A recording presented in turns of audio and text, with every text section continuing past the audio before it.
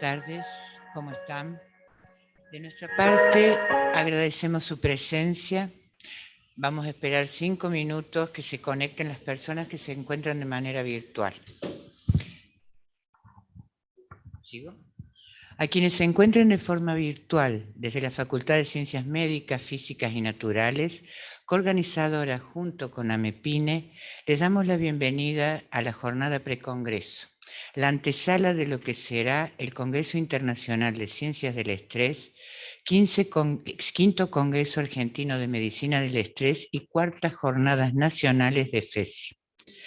Valoramos la presencia de las autoridades de la Facultad de Ciencias Exactas, Físicas y Naturales, al presidente de AMEPINE, Asociación de Medicina del Estrés y PINE, al presidente del Congreso de Medicina del Estrés, a todo el personal de la comisión organizadora que nos está acompañando y al público presente y virtual.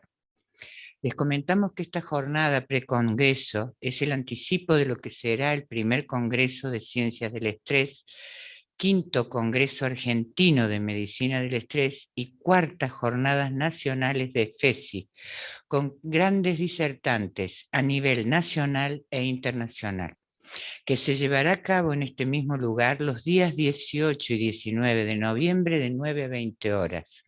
En la Facultad de Ciencias Exactas, Físicas y Naturales en Avenida Vélez Sarsfield, 1611, edificio PLM, de forma presencial y de forma virtual. La transmisión se realizará por streaming, inscribiéndose en ambos casos desde la web del Congreso, congresoestrés.ar. Todos los datos que necesiten los pueden ver allí. Si tienen alguna inquietud, pueden escribir el correo info@congresoestrés.ar. También pueden seguir las redes @amepine y @Facultad de Ciencias Exactas, Físicas y Naturales. Les contamos a nuestro auditorio que hay 2 salas y links de acceso para cada una. Cada disertante expondrá su temática durante 15 minutos en la sala 2 y 25 minutos en esta sala, en la 1. Y pueden entrar a la sala y al final verán las preguntas que pueden ser puestas en el chat. En esta sala, que es la sala 1, aula 605, los temas que se van a desarrollar junto con los disertantes son aproximaciones experimentales para el estudio de depresión y ansiedad del doctor Francos Mir, depresión y alteración cognitiva post-COVID y post-viral, doctor Pablo Cólica. Y en la sala 2, que es la 600, los temas que se van a desarrollar junto con los disertantes son cerebro y diferencia de género, del doctor Ortiz Arcelán, depresión posparto, doctora Angélica Rivarola, y rehabilitación neuropsicológica, la licenciada Cecilia Schwartz. Vamos a dar comienzo a este precongreso. Muchas gracias por su atención. Voy a presentar al disertante de esta sala. Esta sala contamos con el doctor Francos Mir, biólogo de la Universidad Nacional de Córdoba, doctor de Ciencias Biológicas, Universidad Nacional de Córdoba, especialista en Comunicación Pública de la Ciencia y Periodismo Científico, Universidad Nacional de Córdoba. Cuenta con más de 15 años de experiencia en investigación en biología celular, neurociencia del desarrollo, neuroendocrinología y diferenciación sexual del cerebro. Profesor de Fisiología Animal y Fisiología de los Sistemas Nervioso y Endocrino de la Facultad de Ciencias Exactas, Físicas y Naturales de la Universidad Nacional de Córdoba y en la Universidad Nacional de La Rioja. Director de la carrera de la licenciatura en Ciencias Biológicas de la Universidad Nacional de La Rioja. Dicta cursos de grado y posgrado en universidades del país y el extranjero. Su temática, aproximaciones experimentales para el estudio de depresión y ansiedad. Vamos a darle paso al doctor Mir, te confundo el apellido. A cada rato me cambias el nombre, no hay ningún problema.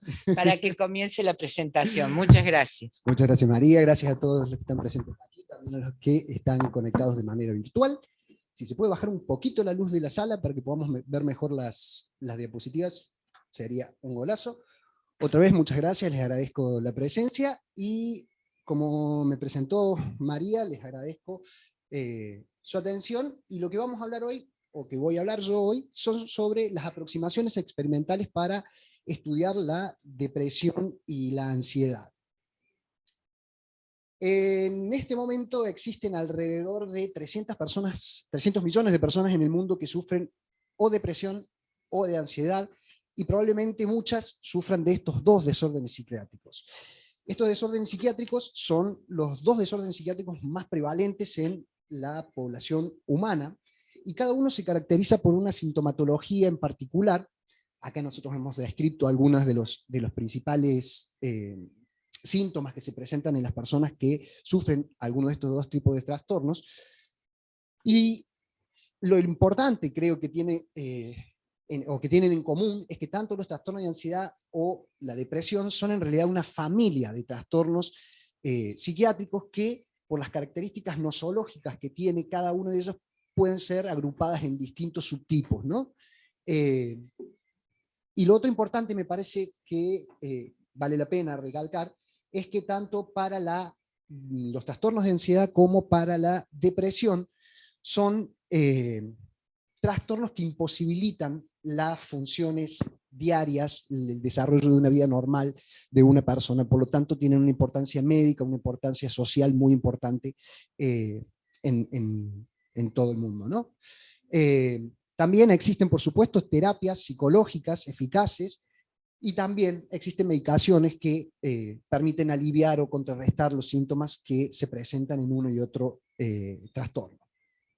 Ahora bien, en cuanto a cuáles son los factores que, o la etiología de cada uno de estos factores, lo cierto es que existe una gran diversidad de evidencias al respecto de cuáles son los factores que desencadenan trastornos de ansiedad o depresión. Sin embargo, no hay ninguno que podamos destacar como el principal o el único desencadenante de estos dos trastornos.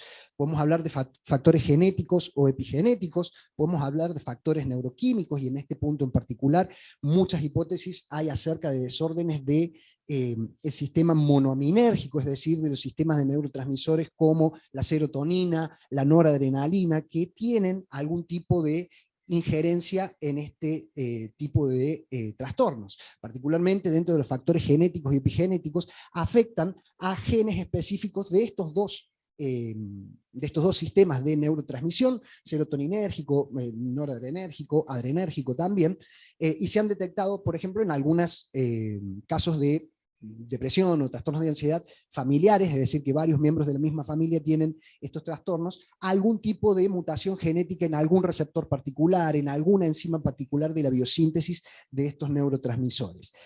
Pero sin lugar a dudas, creo que la gran mayoría de la evidencia, y sobre todo de la clínica, desde el lado de la psicología y desde el lado de la psiquiatría, viene a través de factores psicoambientales que desencadenan este tipo de patologías, y principalmente, y lo que más nos importa en esta jornada en particular, son aquellos relacionados al estrés.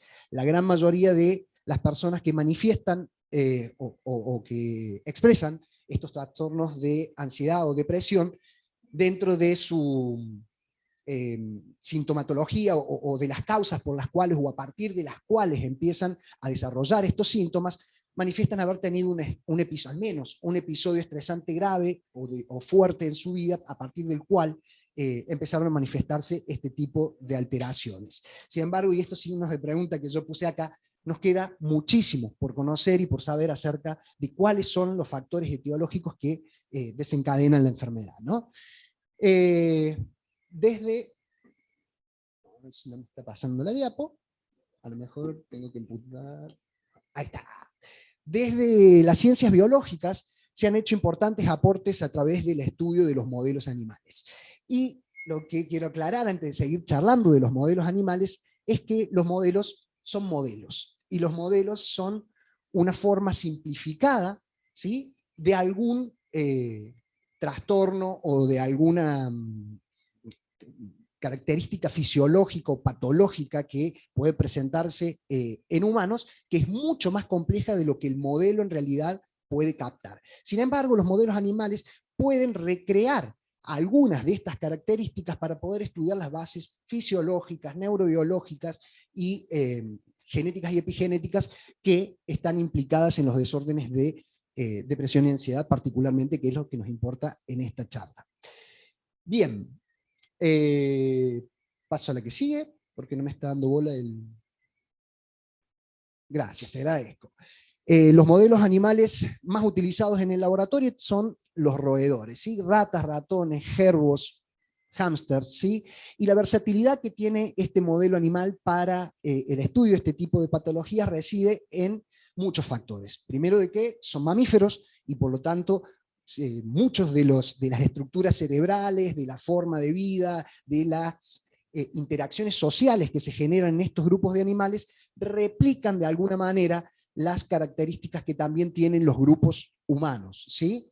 Otra vez vuelvo a repetir, son modelos simplificados, pero algunas las podemos replicar.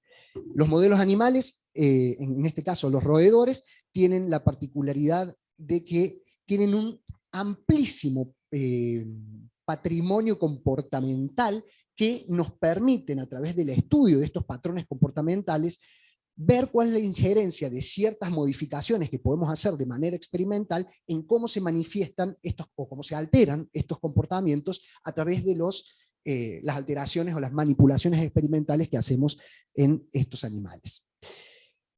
También, para recapitular, un modelo animal tiene que cumplir una serie de criterios de validación para decir que este modelo es más o menos apto para estudiar una determinada patología o proceso fisiológico. Hay varios criterios de validez que se utilizan, pero hay tres principales que son la validez de constructo o la validez teórica, la validez aparente o fenomenológica y la validez predictiva.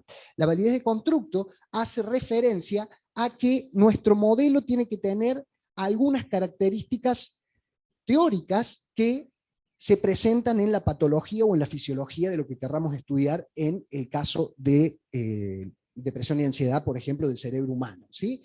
En el caso de los roedores tienen todas las estructuras cerebrales que también se encuentran en los seres humanos, lo cual nos otorgan a este modelo animal con la validez teórica de que el modelo los cumple. Es decir, vamos a encontrar el circuito de recompensas, el circuito límbico, el circuito del miedo, que también se encuentran en los seres humanos, así también como el eje hipotálamo hipófiso adrenal, las hormonas de este eje, y también, por supuesto, los sistemas monoaminérgicos, como yo les venía diciendo antes, que se ha visto que están implicados en desencadenar trastornos como la depresión y ansiedad.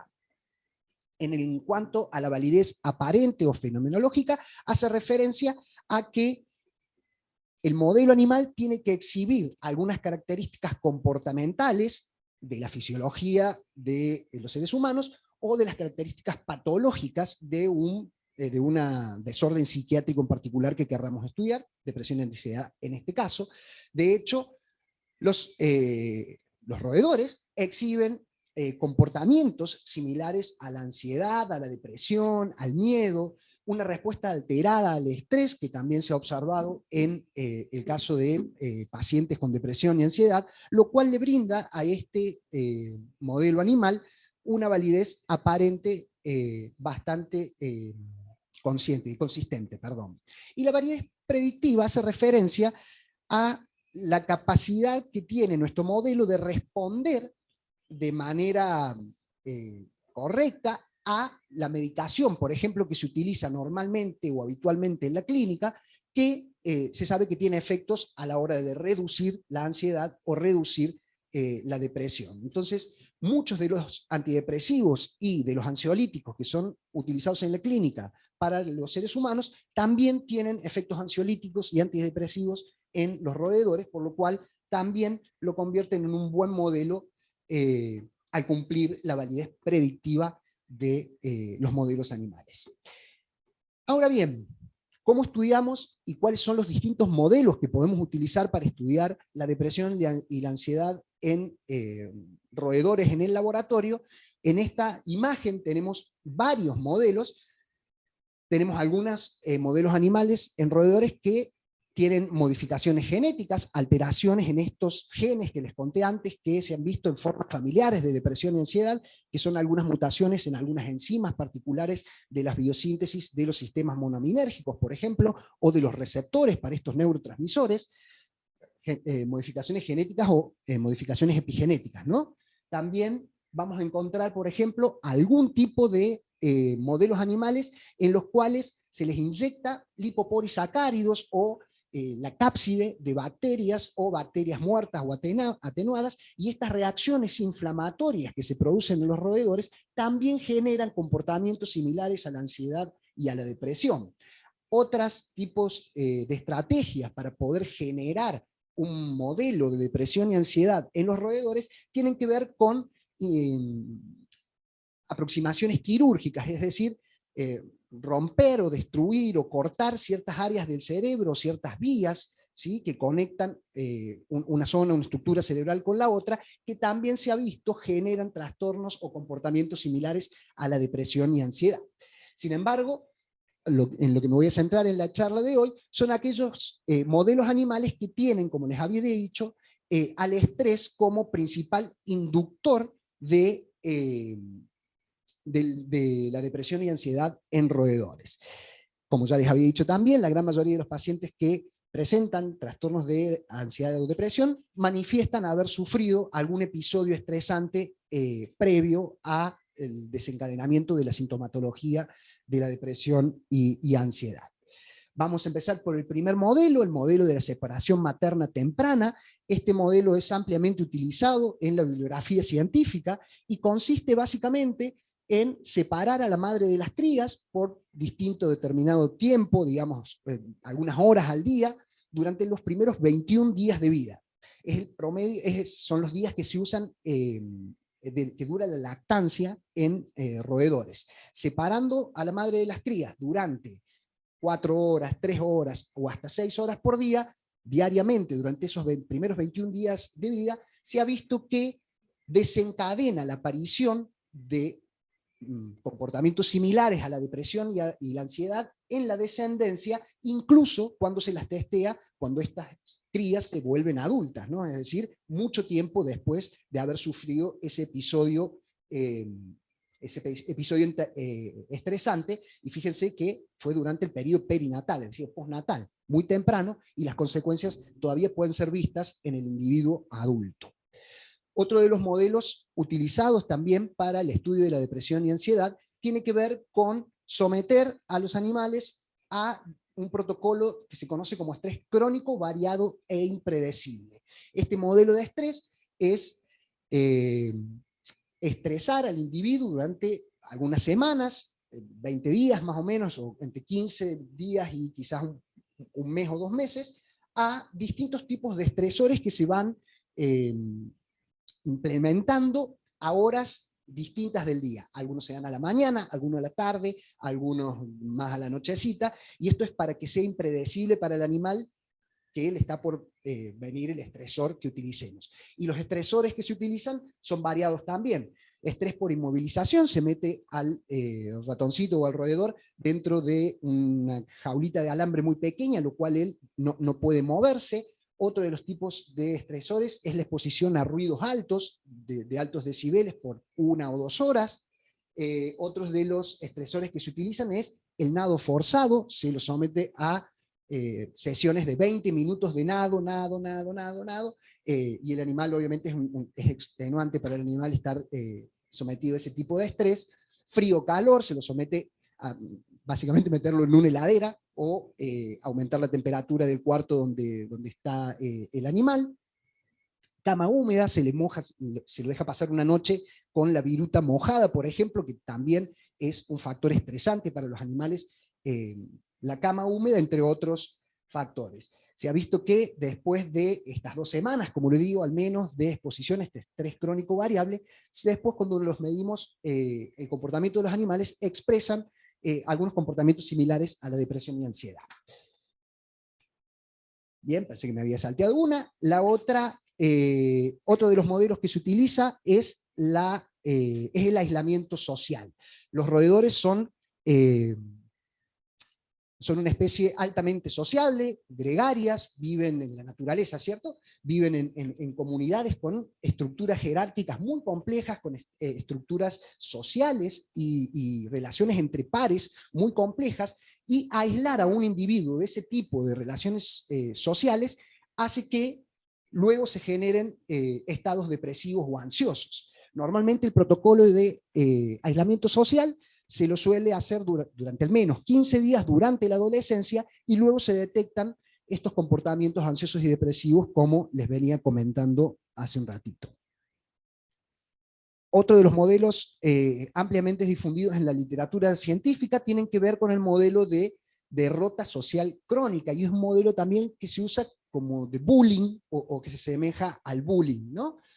Básicamente consiste en exponer a un roedor a otro congéner de su edad, capaz que puede ser un poquito más grande también, pero que sí es más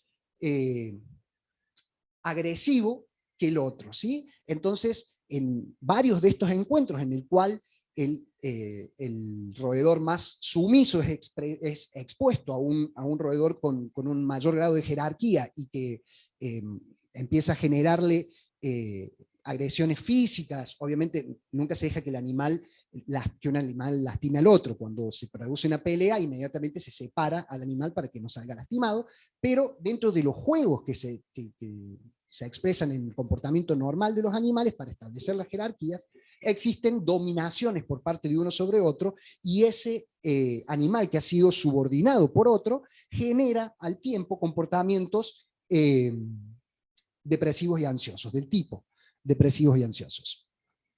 Otro de los modelos animales utilizados para la depresión y ansiedad tiene que ver con la indefensión aprendida, y se basa en someter al animal a una serie de shocks pequeños en los pies.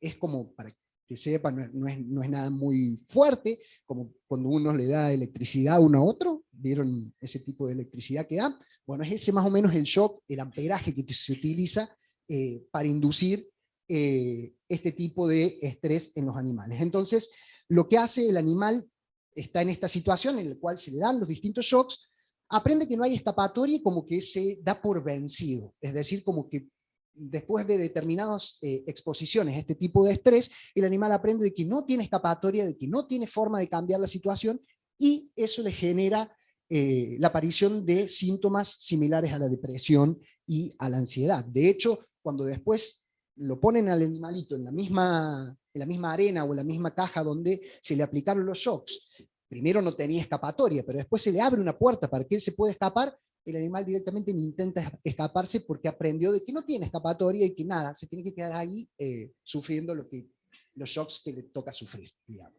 Entonces también es un modelo ampliamente utilizado en la bibliografía. Por último, y también haciendo referencia a la importancia que tienen los factores estresantes en el desencadenamiento de la depresión y ansiedad, tenemos los modelos hormonales, en los cuales se les inyecta o se les ponen cápsulas de liberación continua de corticosterona durante varias semanas al individuo, y se ve que después de varias semanas de tratamiento con la corticosterona crónica y de manera alta, se genera también comportamientos depresivos y ansiosos en estos animales. Ahora bien, ¿cómo hacemos para saber si un animal está más depresivo o más ansioso?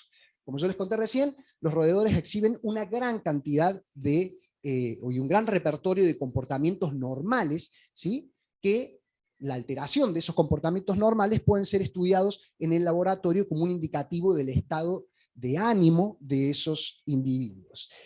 Se han desarrollado varios test comportamentales para poder medir los estados ansiosos y los estados depresivos de los animales, y voy a comentar ahora algunos de ellos y cómo es que los medimos en el laboratorio.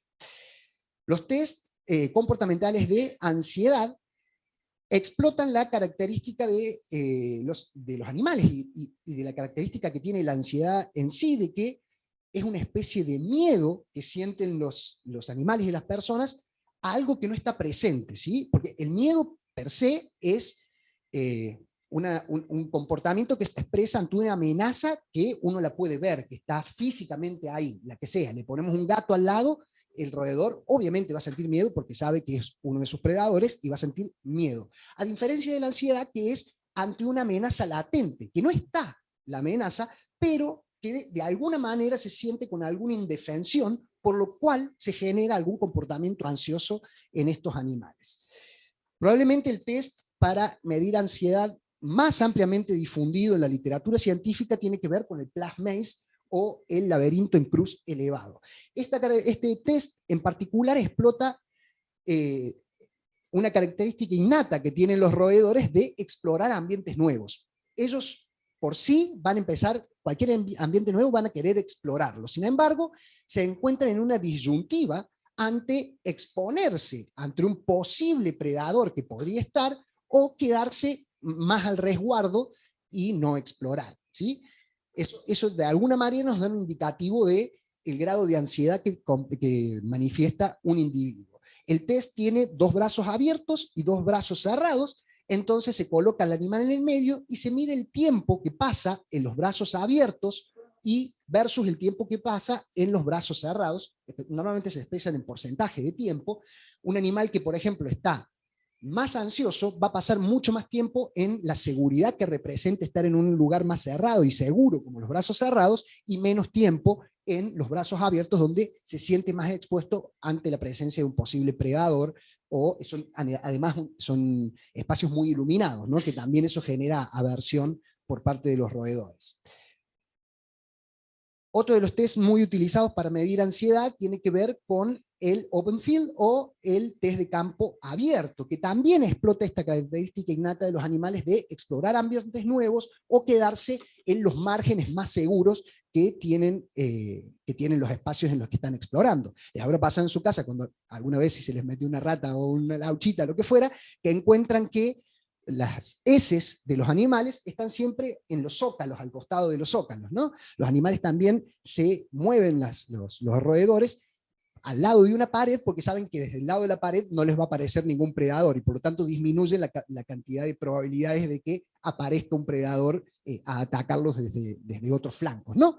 Entonces, este test, lo que se hace es colocar al animal dentro de este rectángulo que tiene distintos cuadrantes, ¿sí? Y se mide la cantidad de tiempo que pasa en la zona central, que es la zona más aversiva para el roedor, porque de hecho está más iluminada, no tiene ninguna pared para poder resguardarse, versus el tiempo que pasa en la zona más segura, que es la zona más externa del laberinto, que es la zona más segura porque por lo menos sabe que de un lado no le va a aparecer nadie, ¿no? En este caso, fíjense, se está viendo el recorrido que hizo un roedor que no presentaba, por ejemplo, altos niveles de ansiedad, y fíjense cómo un roedor que sí tiene altos niveles de ansiedad solo se mueve por las zonas más periféricas del laberinto, en cambio el que no tiene ansiedad se mueve por todo el laberinto, explorándolo, esta característica innata que tienen los roedores. Otro de los test también utilizados para medir comportamientos ansiosos, no me está pasando, si me ayudas ahí, compadre. Una más. Ahora sí, te agradezco.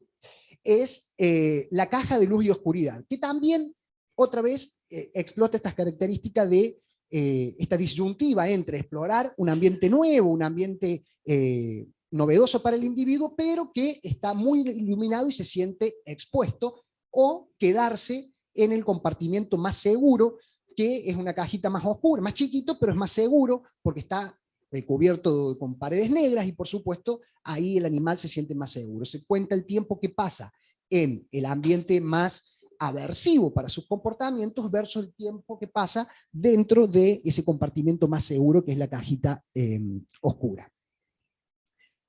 Otro de los test que también se usa para medir la ansiedad, pero también es un modelo que se ha utilizado, un test que se ha utilizado para medir comportamientos obsesivos y compulsivos por parte de los roedores, es el test de enterramiento de canicas, las bolitas, bueno, no sé, acá todo el auditorio es bastante joven, pero las canicas son esas bolitas de vidrio que en algún momento fueron un juego muy popular, hoy no creo que lo sean, pero lo que se hace entonces es colocar en una arena 15, 25 canicas, y digo arena, llamo al campo, ¿no? Le llamo la arena, y se le coloca más o menos unos 5 centímetros de acerrín, viruta, o inclusive arena propiamente dicha, y se cuenta cuántas canicas el roedor entierra.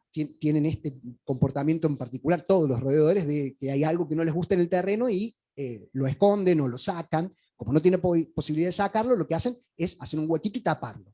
Un animal con mayor ansiedad va a tapar un mayor número de canicas, enterrar un mayor número de canicas que un animal que no está ansioso particularmente.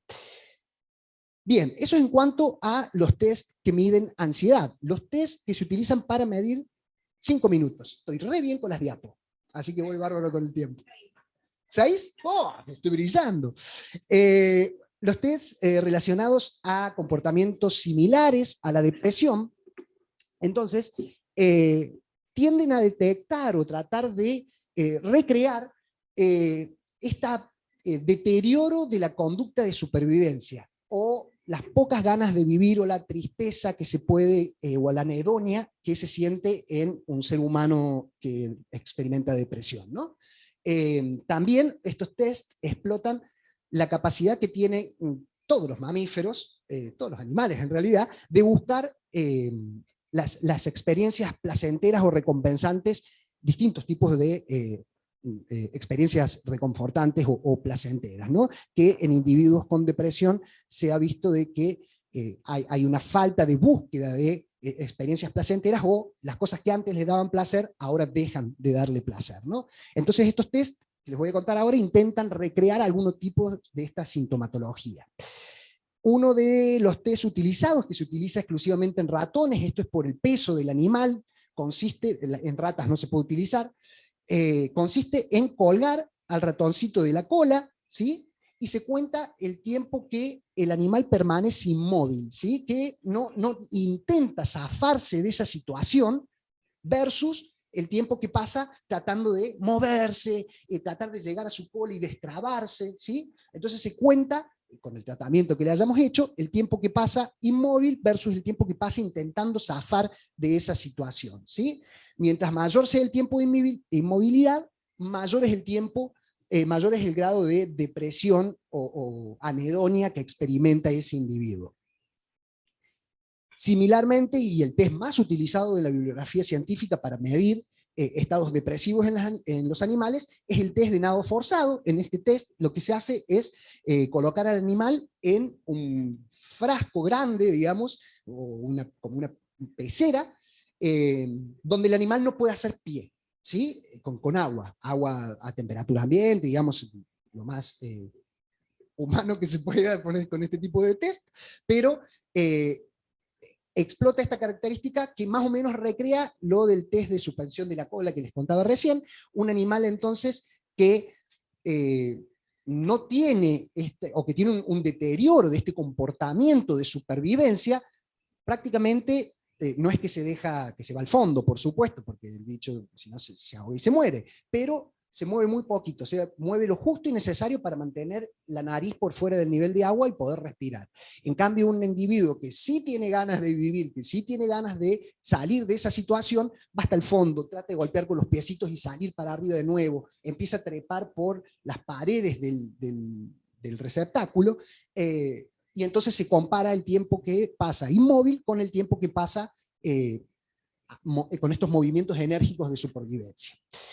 Por último, el test de preferencia de la sacarosa explota esta característica que les decía que tenemos todos los animales, de buscar sensaciones placenteras y consumir de alguna manera estas sensaciones placenteras a través de, en este caso, el consumo de una solución azucarada. Para cualquier animal, una solución azucarada es altamente recompensante y la prefieren por cualquier otra bebida que nosotros le demos. Entonces el test consiste en poner 2 botellas, una con agua y otra con la solución azucarada, que puede ser sacarina, sacarosa, glucosa, lo que fuera, y ver la cantidad, en un determinado tiempo, la cantidad de solución que toma de una y de la otra. Un individuo con un estado depresivo no va a tener preferencia por una o por la otra, va a tomar la misma cantidad, y un individuo con bajos niveles de depresión va, por supuesto, a elegir mucho más la solución azucarada que el agua. Entonces, los modelos animales son herramientas poderosas que nos van a permitir, sobre todo, hacer experimentos que en seres humanos sería imposible hacerlos. Como les dije ya y les vuelvo a repetir, los modelos animales recrean y son simplificaciones de patologías muy complejas que existen en seres humanos y que de alguna manera nos pueden ayudar a entender las bases neurobiológicas de uno u otro desorden de los que hoy hablé, para poder estudiar esos mecanismos neurobiológicos tanto en situaciones fisiológicas como en situaciones patológicas como la depresión y la ansiedad. Ahí está. Bueno, eso es todo lo que tenía para contarles para hoy. Quería agradecerles por su tiempo y la atención, decirles que los esperamos el 18 y el 19 de noviembre. Allí voy a estar hablando un poquito de diferencias sexuales en depresión y ansiedad, y ahí está la página del Congreso para que se inscriban y nos vemos ahí. Muchas gracias.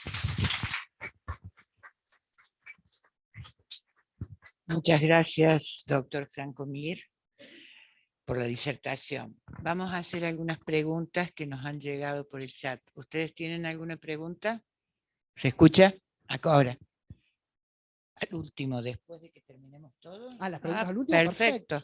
Bueno, vamos a pasar a la disertación del doctor Pablo Cólica, médico especialista vitalicio de medicina interna, especialista en terapia intensiva, Consejo de Médicos, profesor universitario en Facultad de Ciencias Médicas, Universidad Nacional de Córdoba, docente de posgrado de Universidad Nacional de Córdoba, UCO-VC, miembro fundador de la Sociedad de Geriatría, Terapia Intensiva y AMEPINE.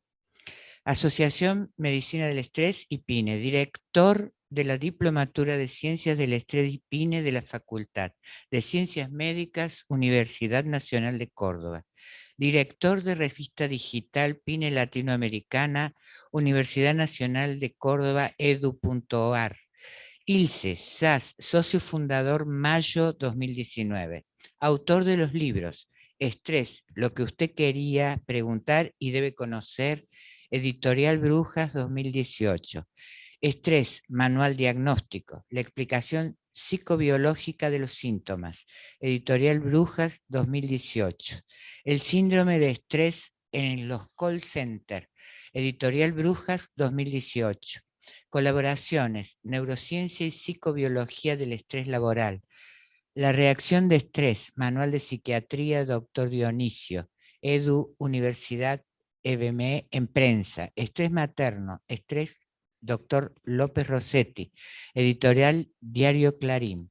Estrés y violencia laboral. Estrés, doctor López Rossetti, editorial Diario Clarín. Su temática, depresión y alteraciones cognitivas post-COVID y post-viral. Tiene la palabra, doctor. Bueno, muchas gracias, María. La doctora María Blanes es una antigua colaboradora y desde hace 20 años más o menos comenzó a militar nuestros cursos y nunca paró.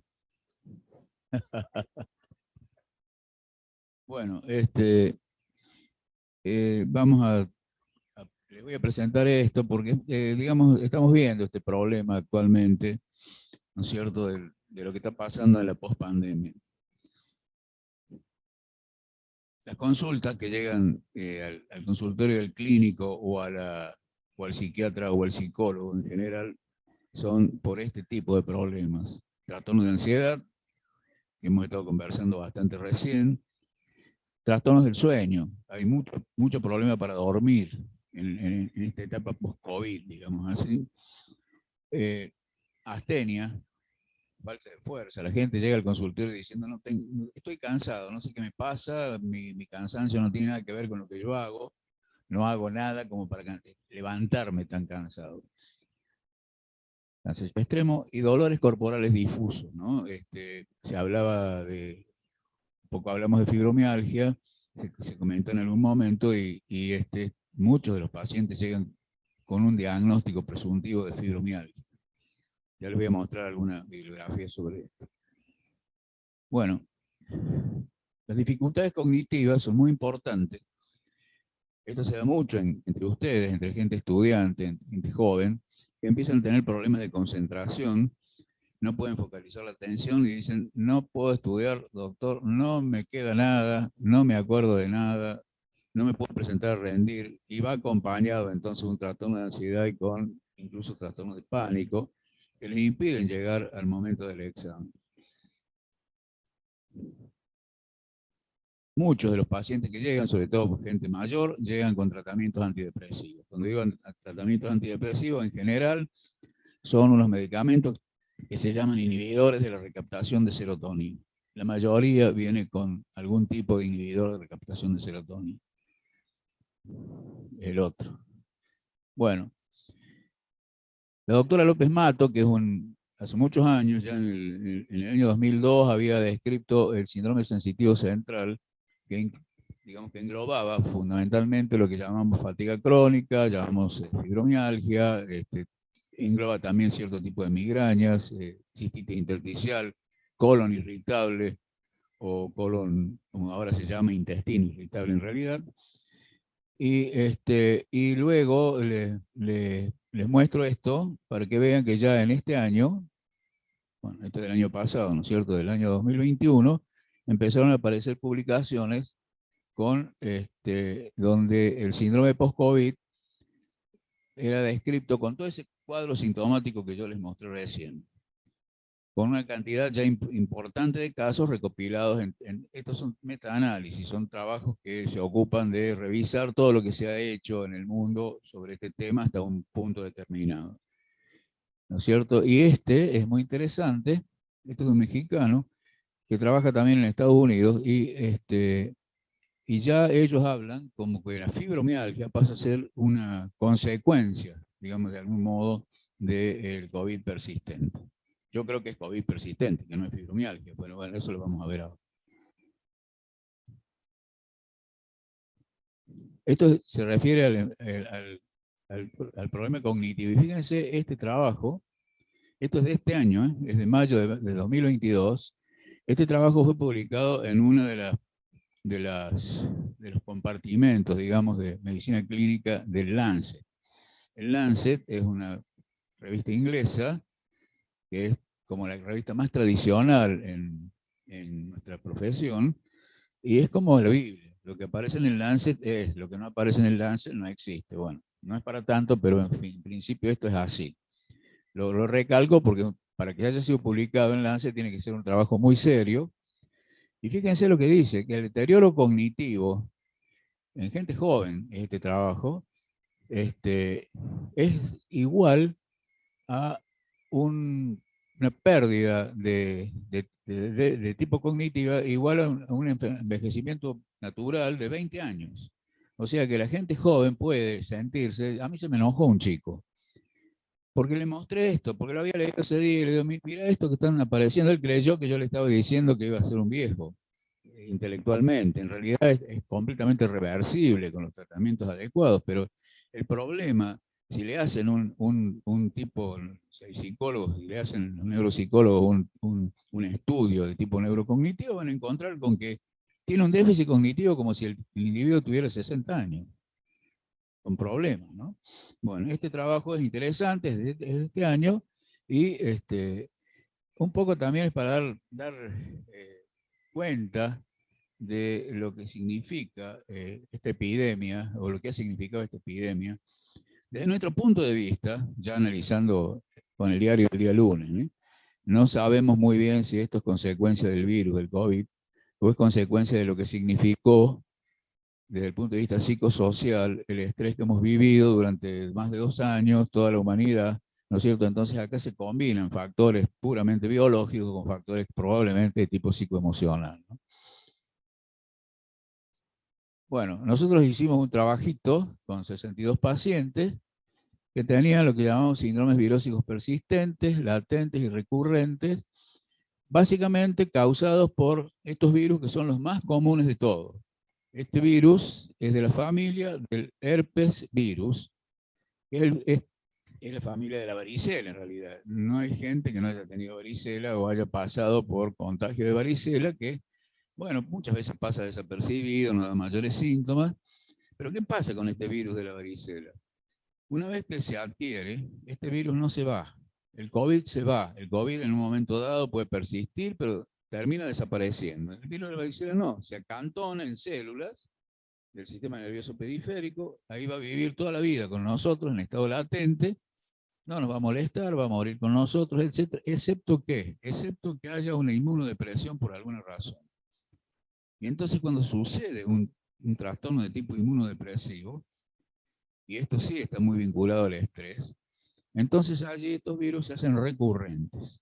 Hay otros virus recurrentes, por ejemplo el virus de la hepatitis B, el virus del papiloma humano, que lo tiene mucha gente actualmente, ¿no es cierto? Esos virus son recurrentes y son productivos, es decir, recurren y enferman, ¿no es cierto? Entonces, hay otros que son recurrentes y no se sabía que daban tanta sintomatología. Bueno, muy bien.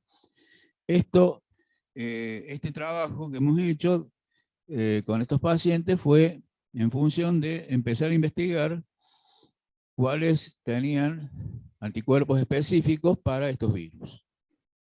Bueno, los dividimos. Algunos tenían sintomatología desde antes de la pandemia, otros lo tuvieron a partir de haberse enfermado de COVID y otros lo tuvieron a partir de haber sido vacunados anti-COVID. Dividimos en 3 grupos. Yo no lo voy a precisar demasiado, después les voy a decir dónde lo pueden leer. Y encontrábamos títulos elevados de anticuerpos contra virus de Epstein-Barr, que es el virus de la mononucleosis. Pero es el virus de la varicela con esta particularidad, que se fue hacia la producción de mononucleosis. El herpes variedad 1 y 2, y en algunos casos 6, el herpes de tipo 6, ahora se investiga en los niños que le duelen la cabeza, durante años no se investigaba, se describió hace muchos años como un virus que producía una pequeña neuroinflamación en niños. Y se decía al niño que duele la cabeza que investigara el herpes 6, no se hacía, ahora sí se está investigando. Estamos encontrando en muchos migrañosos el herpes 6, títulos elevados del herpes 6. Bueno, ¿cuál es la vía final común de todo esto? Probablemente es que estos virus, junto con el estrés crónico, la depresión, como nos explicaba el doctor Mir recién, comparten un estado de tipo neuroinflamatorio.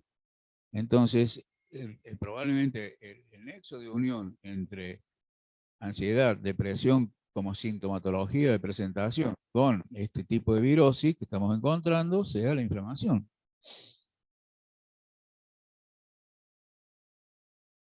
Acá un poco recalco, virus persistente es cuando persiste el material genómico viral en el organismo, se puede producir una recurrencia, por ejemplo, como forma aguda de herpes o como enfermedad de progresión lenta como el Epstein-Barr, y pueden ser productivas, como decíamos recién, como la hepatitis, el HPV, etc. Esto sería un poco un esquema de cómo el virus va a hibernar, pero ante una determinada situación vuelve a reactivarse y vuelve a infectar las mismas células, ¿no es cierto? Hay que recalcar que algunas de estas virosis transformantes, recurrentes transformantes, pueden meter el material virósico genómico dentro del núcleo de la célula y pueden ser potencialmente cancerosos. O sea, en muchos linfomas y en algunos tipos de cáncer muy especial donde hay antecedentes, sobre todo con el Epstein-Barr, el virus de la mononucleosis. Cada vez se está estudiando más y está apareciendo bibliografía por todos lados de cómo el virus Epstein-Barr interviene en la génesis de tumores, y una de las últimas publicaciones, que no la tengo acá, es también en la génesis de tumores cerebrales. Todo esto de la etiología virósica del cáncer fue muy trabajada en biología hace 25, 30 años o más, y se dejó, ¿no? Las investigaciones se fueron hacia otro lado. Hoy están volviendo de nuevo a retomar investigaciones que eran muy antiguas y que están actualizándolas y con bastantes evidencias, ¿no? Bueno, estos eran un poco la forma en que habíamos dividido los pacientes, como ya les expliqué hace un rato, y utilizamos estos marcadores, marcadores biológicos. Utilizamos la ferritina, La ferritina y la PCR ultrasensible y el aumento de los monocitos, que son un tipo de glóbulos blancos, ¿no es cierto? Así, acuérdense cómo eran los glóbulos blancos, linfocitos, eosinófilos, monocitos. Los monocitos tienen que ser más o menos un 8%. Y acá vamos a encontrar siempre 9, 10, 11% de monocitos. Cuando lo tengan, piensen que tienen algún tipo de inflamación. No es nada del otro mundo, pero es un indicador, ¿no es cierto?, de inflamación. Por otro lado, esto es lo que nosotros logramos acá en Córdoba poner en marcha con bioquímicos amigos, logramos que docen factor de necrosis tumoral alfa. Esta es una citoquina inflamatoria muy importante. Las citoquinas inflamatorias que van a elevarse en los estados inflamatorios fundamentalmente son interleuquina 1, interleuquina 6 y factor de necrosis tumoral alfa. A nosotros, en todos nuestros estudios en humanos, nosotros hacemos estudios en humanos, hemos visto que es mucho más importante y nos da mucho más datos el factor de necrosis tumoral alfa que los otros. La interleuquina 1 y la 6 son muy aleatorias, aparecen y desaparecen rápido. Este queda. Entonces, si tenemos ferritina relativamente alta y tenemos monocitos y factor de necrosis tumoral alta, seguramente tenemos un estado inflamatorio importante en lo que se llama síndrome inflamatorio de bajo grado o síndrome inflamatorio de alto grado. Medimos el cortisol, recién lo habíamos mencionado. Medimos, cuando hablamos de cuestiones monoaminérgicas, ¿no es cierto? Pedimos adrenalina, no la adrenalina. Todos esos estudios los hacemos, pero no son tan fáciles de hacer. Y bueno, necesitan toda una preparación. En cambio, lo que nos da mucho resultado es el estudio de la serotonina en plaquetas y la melatonina. Hemos conseguido también que en Córdoba, desde hace unos años, haya 2 laboratorios que hacen melatonina. Ustedes van a encontrar una variedad de gente que trabaja con cuestiones del sueño. Sobre todo hay neurólogos que hacen estudios sobre sueño, ¿no es cierto? Eso es la apnea del sueño, etcétera, etcétera. Ninguno dosa melatonina. No la usan, no la conocen. Hay 2 laboratorios en Córdoba que hacen melatonina y les puedo asegurar que es absolutamente interesante ver la correlación que hay entre trastornos del sueño y el déficit de melatonina. La melatonina se forma a partir de la serotonina. En el cerebro tenemos alrededor de un 5% de la serotonina de todo el cuerpo. El 85% funciona a nivel del aparato digestivo y hay un 10% que anda dando vueltas con las plaquetas. Esa serotonina de las plaquetas es la que correlaciona con la serotonina que hay dentro del cerebro. Tampoco nadie le pide. Esos 2 laboratorios que nosotros tenemos que nos hacen la melatonina, también hacen serotonina plaquetaria, y hay otros 2 o 3 en Córdoba que hacen serotonina plaquetaria. La mayoría de mis colegas no conocen lo que es la serotonina plaquetaria, y cuando le hablan de serotonina se refieren a la serotonina general.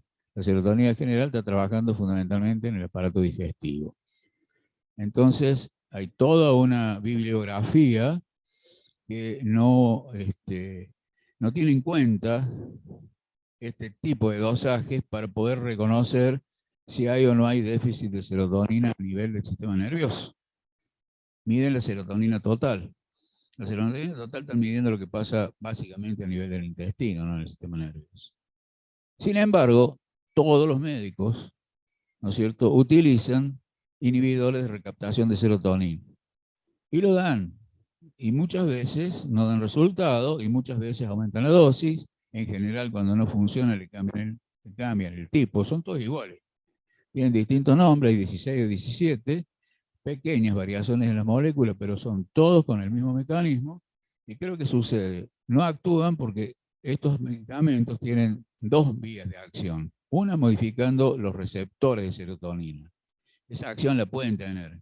Pero la otra es incrementando la utilización de la serotonina, ¿no es cierto?, evitando que se recapte, o sea que haya más serotonina disponible en la sinapsis. Bueno, y esos medicamentos no lo van a lograr si hay serotonina baja. Es bastante lógico lo que digamos que es medio tonto dar inhibidores de recaptación de serotonina sin saber cómo está la serotonina. Pero esa es la realidad que nos pasa todos los días. Bueno, todo esto se lo hicimos a los pacientes y le hicimos también las inmunoglobulinas de tipo G para herpes, Unidos, Epstein-Barr y en algunos casos también herpes 6. Encontramos en todos los que vimos una cantidad bien grande, la mayoría tienen inmunoglobulinas para Epstein-Barr, mucho más que para herpes, ¿no? También encontramos mucha serotonina baja, casi todo con serotonina baja, melatonina baja, y los signos inflamatorios de monocitosis, ferritina y factor de necrosis tumoral alfa, muy elevado, que esto era muy, muy importante entonces para determinar el tema de la inflamación, ¿no es cierto? Es decir, bueno, esto hay que hacerle un tratamiento estadístico más riguroso, simplemente una muestra así. Bueno, estos son trabajos que vinculan, ¿no es cierto?, la fisiopatología con procesos inmunoinflamatorios. Trabajos de todos son del año 2021. Lo mismo otros trabajos de nuevo con el tema de la fibromialgia. Y lo que me interesa mostrarles es que han aparecido últimamente un par de cosas muy interesantes que amplían un poco todos estos conceptos. Esto tiene que ver con otro planteo, que es que en general los cuadros de fibromialgia reales, cuando hay fibromialgia o hay síndrome de fatiga crónica, generalmente esos pacientes tienen cortisol bajo. En general nosotros, en la serie que hemos estudiado, la mayoría de los pacientes tienen cortisol normal o alto, es decir, por eso hemos descartado que realmente fueran fibromialgia.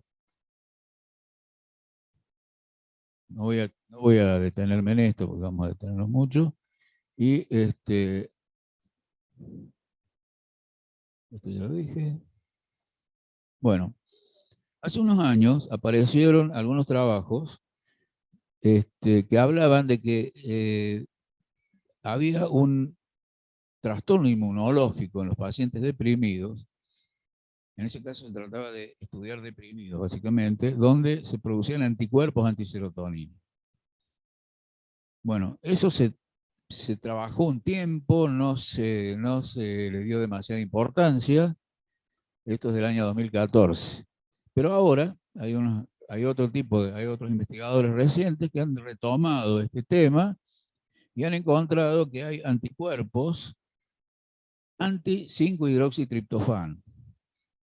Bueno, ¿qué tiene que ver esto? Bueno, el triptofano es un aminoácido que lo comemos todo, un aminoácido esencial porque no lo fabricamos, está en casi todas las cosas. El chocolate tiene mucho triptofano, carne, leche, etc.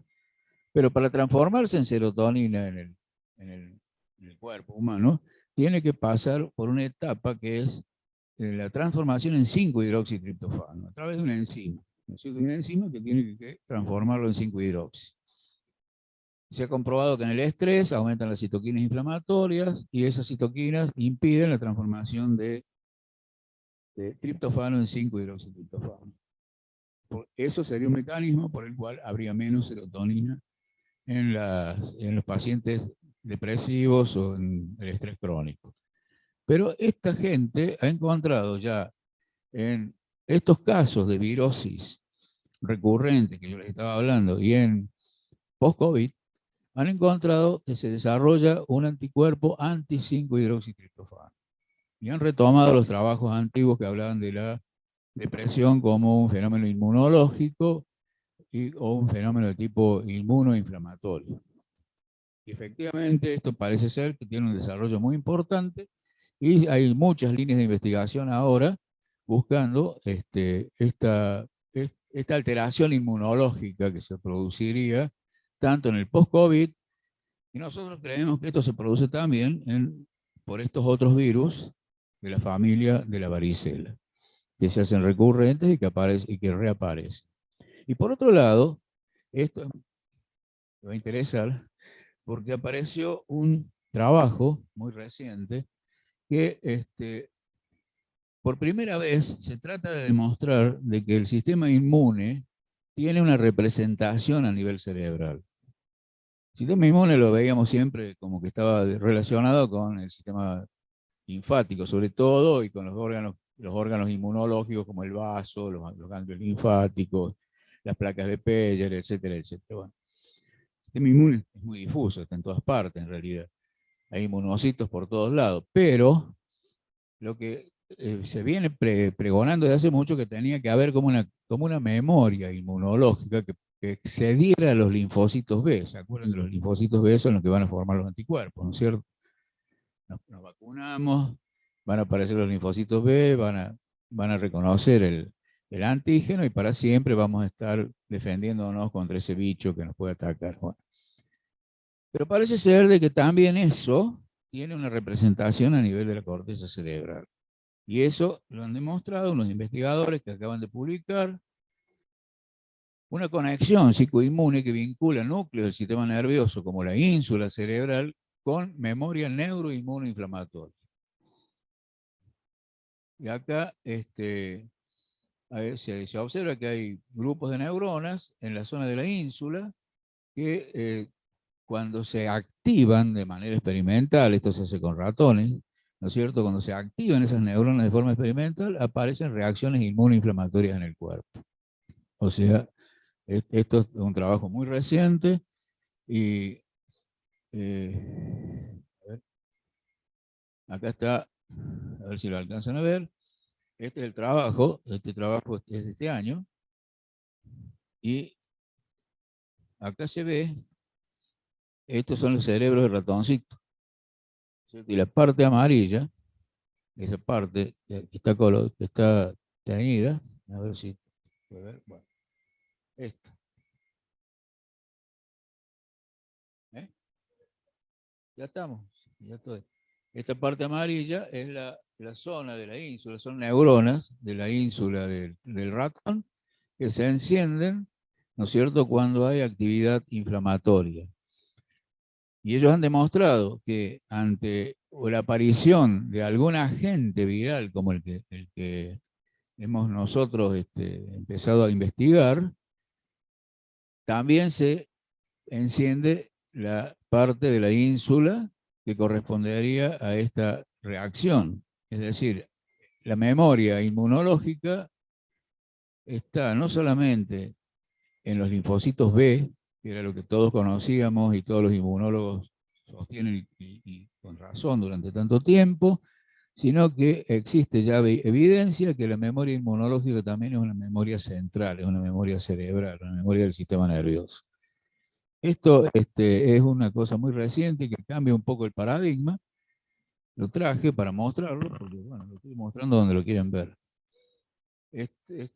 Entonces amplía el concepto de memoria inmunológica. En realidad esto estaba preparado para un trabajo, una presentación de un trabajo sobre psicoinmunología, es decir, de cómo en realidad existe una relación muy estrecha entre el aparato psíquico, entre lo psicoemocional y lo inmunológico.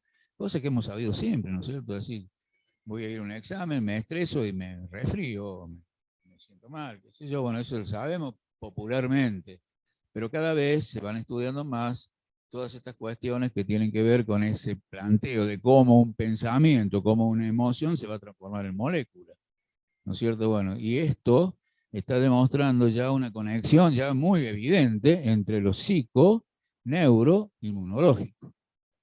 ¿Mm? Bueno, esto un poco para que se entusiasmen y estudien estas cosas que enseñamos nosotros.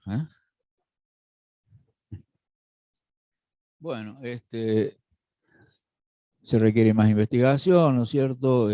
Bueno, hay que tener cuidado con el tema del apoyo a largo plazo de estos pacientes, porque los déficits cognitivos son serios. Va a haber que mapearlos muy bien, hay que hacer estudios de tipo cognitivo bien a fondo para poder desarrollar todos los tipos de gimnasia cerebral, lo que haya que hacer de estimulación cognitiva para resolverlos. Y fíjense, también les muestro esto también es de un trabajo muy reciente, donde fíjense cómo con gimnasia cerebral, ¿no es cierto?, con estimulación cognitiva, cómo estas neuronas que estaban prácticamente sin dendritas, se habían transformado prácticamente en ramas secas de un árbol, pasan a tener una arbolización dendrítica normal con, digamos, una terapia de tipo cognitiva, básicamente no tanto cognitivo-conductual en el sentido de los psicólogos, sino básicamente con lo que los neuropsicólogos hacen como rehabilitación y gimnasia cerebral. Bueno, acá estamos. Muchas gracias.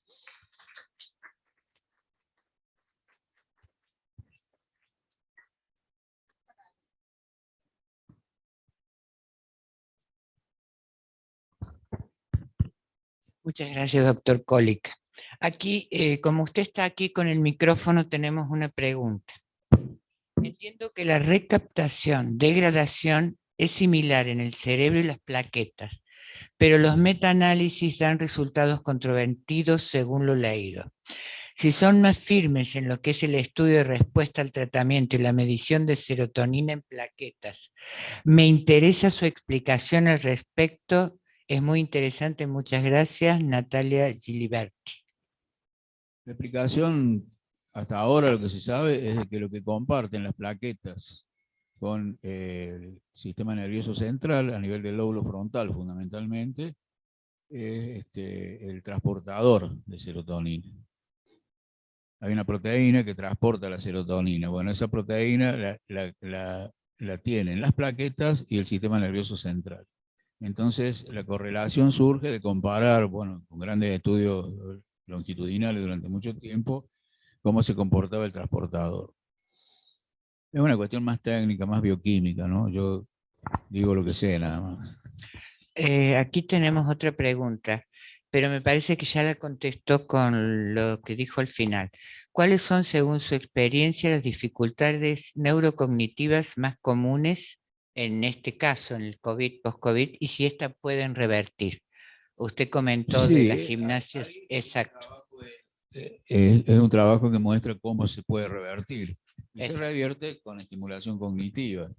Por supuesto que hay que ver todo lo que está pasando en un paciente de este tipo con todo lo que son las neurotrofinas, el factor derivado del cerebro, el factor de crecimiento derivado del cerebro, es decir, todo lo que tiene que ver con la neuroplasticidad, que es lo que se pierde.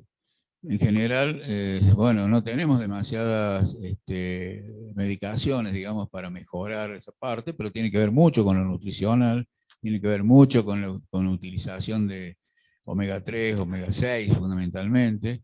La utilización, parece ser que la vitamina D3 tiene una gran importancia en la conectividad cerebral. Bueno, todo eso en el perfil que uno estudia del paciente tiene que empezar a observar también todos esos otros parámetros para ver qué se puede corregir desde un punto de vista médico y qué se puede corregir desde un punto de vista de estimulación cognitiva, ¿no? Lo que sí vemos es que estas cosas son reversibles, no son reversibles muy rápido, pero sí son reversibles, ¿no? Bueno, no hay más preguntas. Muchas gracias, doctor Cólica. Estamos con el doctor Mira ahora, ya que puede ser. Gracias. Dice, ¿existen en modelos animales otros desórdenes psiquiátricos? Si existen otros modelos animales. En los modelos animales, otros desórdenes psiquiátricos que ustedes hayan estudiado, como Sí. la depresión y la ansiedad. Sí, básicamente existen, creo, modelos animales para una gran variedad de desórdenes psiquiátricos. Así como por nombrar alguno, para no ir mucho más lejos, acá en el Instituto Ferreira tienen un modelo del síndrome por déficit atencional e hiperactividad, que también, haciendo uso de esta validez de los distintos criterios de validación, logran tener un comportamiento similar a este trastorno. Existen no solamente de trastornos psiquiátricos, sino también de estrés postraumático, de diferentes trastornos, sí. Bien. ¿Es cierto que la depresión y la ansiedad es más frecuente en mujeres que en varones? En las ratas, en el caso, ustedes lo hicieron en las ratas, pero en este caso... Sí, de hecho en la clínica la depresión y la ansiedad está por lo menos diagnosticada, que el otro día hablábamos con el doc respecto a esto. Probablemente en los hombres se subdiagnostica en realidad porque la sintomatología es distinta en hombres que en mujeres, ¿no? Entonces quizá en varones esté subdiagnosticada.